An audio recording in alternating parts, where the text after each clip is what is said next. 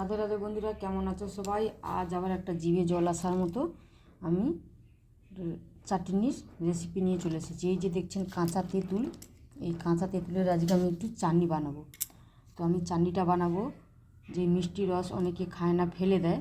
তো মিষ্টি রসটা ফেলে না দিয়ে এইভাবে আপনারা চাটনি করে খেয়ে দেখবেন, কেমন লাগে আমাকে অবশ্যই জানাবেন। তো প্রথম থেকে শেষ পর্যন্ত দেখতে থাকুন আমি চাটনিটা কেমনভাবে বানাচ্ছি। তো প্রথমে আমি তেঁতুলটা এরকম বটির সাহায্যে চিড়ে নেব ভালো করে। আমি এইভাবে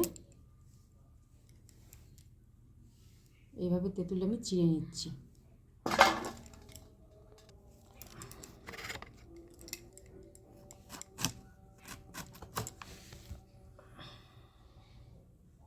তেঁতুলটা দেখুন আমার সব কাটা হয়ে গেছে। আমি এবার তেঁতুলটা ভালো করে জল দিয়ে চকুটে ধুয়ে নেব।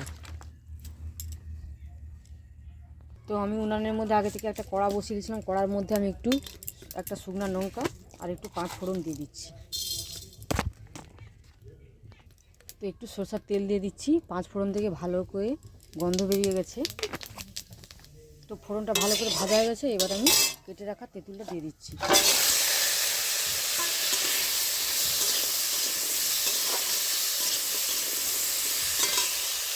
আর দেখুন, আমি যে এখানে মিষ্টির রসটার কথা বলেছিলাম, এই মিষ্টির রসটা আমি আগে থেকে জাল করে রেখেছিলাম।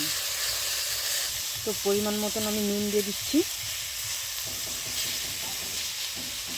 দিচ্ছি হলুদ। এটা সব উপকরণটা আমি ভালো করে নেড়ে চেড়ে জল দিয়ে দেবো। তো আমার এখানে ভালো করে নাড়াচাড়া হয়ে গেছে। আমি এবার একটু জল দিয়ে দিচ্ছি। তেঁতুলটা তাড়াতাড়ি সেদ্ধ হয়ে যায়, আমার বেশিক্ষণ সময় লাগবে না। অল্প সময়ের মধ্যে এই চাটনিটা রেডি হয়ে যাবে।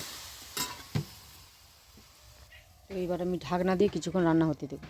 ফিরে আসছি কিছুক্ষণ পর। ঢাকনাটা খুলে আমি দেখতেছি হয়েছে কিনা। আমার চাটনিটা আমার রেডি হয়ে গেছে। এবার আমি একটু মিষ্টি রসটা যে দিব বলেছিলাম সেটা দিয়ে দিলাম।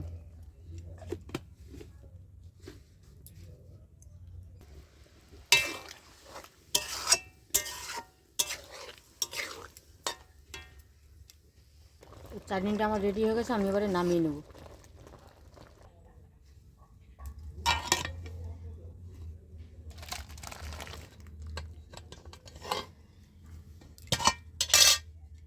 তো আমি চাটনিটা নামিয়ে নিয়েছি। দুপুরের শেষ পাতে আমি এটা খাবো। এরকম শেষ পাতে যদি এরকম একটা চাটনি থাকে তো আর কোনো কথাই নেই। তো আপনারা এরকম মিষ্টি রস ফেলে না দিয়ে এইভাবে এরকম চাটনি বানিয়ে খেয়ে দেখবেন, কেমন লাগে আমাকে অবশ্যই কমেন্ট করে জানাবেন।